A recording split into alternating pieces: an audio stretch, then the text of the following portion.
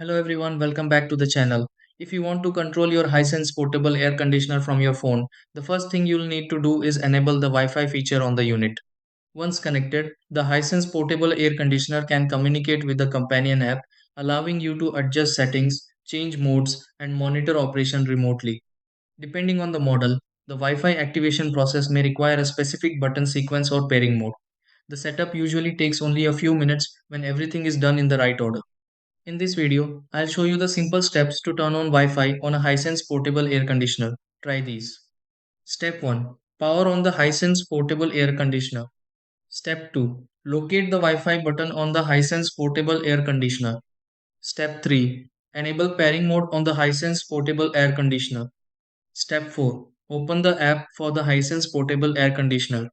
Step 5. Connect the Hisense portable air conditioner to Wi-Fi. Step 6. Confirm the Hisense portable air conditioner is online.